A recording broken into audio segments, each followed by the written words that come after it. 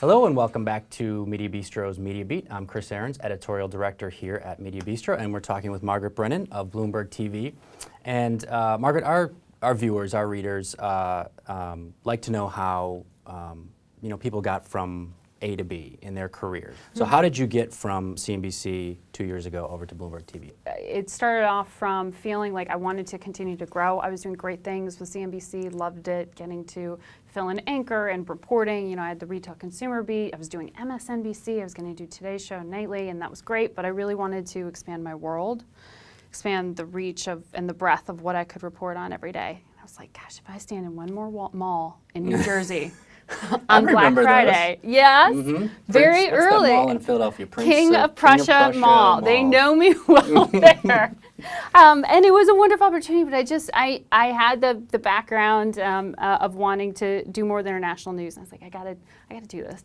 And at the time, my agent, Richard Liebner of NS Beanstalk, was like, I want you to meet some of these people who are trying to change Bloomberg. I mean, Bloomberg never talked about itself. Period. They kind of tried to fly under the radar, sort of, if you're in the know, you know who we are, and not trying to raise a profile in a consumer business type of way. So I didn't know about all the assets they had, not just as a private company, but having the international footprint, having all the multimedia assets. I mean, my show's on radio, it's on TV, it's online, and it's around the world. So I was really taken aback at that. So that piqued my interest, and then it was a long and drawn out few months. I pain over decisions. I really pain over them. And so I drove my family crazy and my friends crazy, but it was ultimately the right decision. Yeah, and it's a big move. It's a big move, particularly to jump from, I started at CNBC when I was 22 years old, straight out of school. And I knew the ins and outs. I knew everyone there, and they knew me.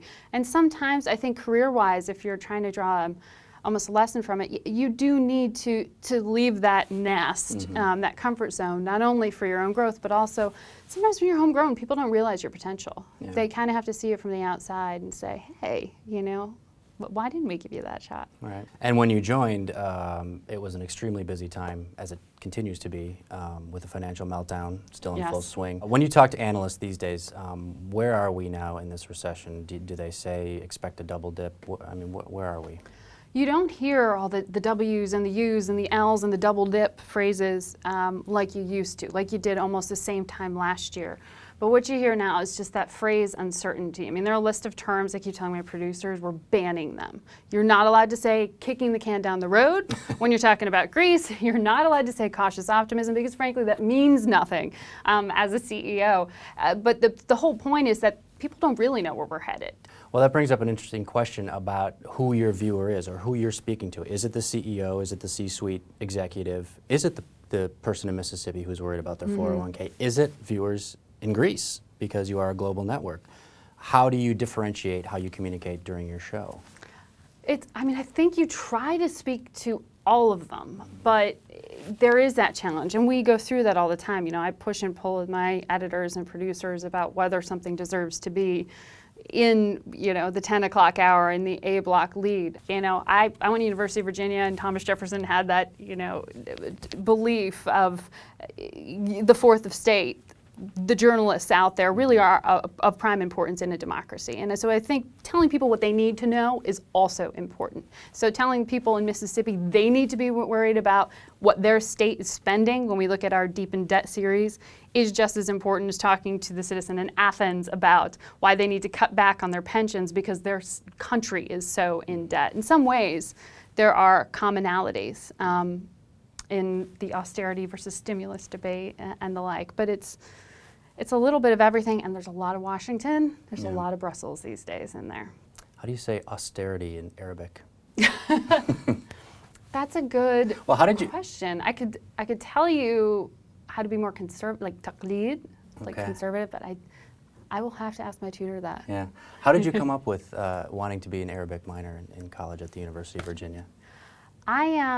My mom says that she let me watch too much news when I was young. And growing up, when has the Middle East ever been out of the news cycle at any time? It's always in there. And I was always questioning why things were happening. social movements, political change, wars, et cetera.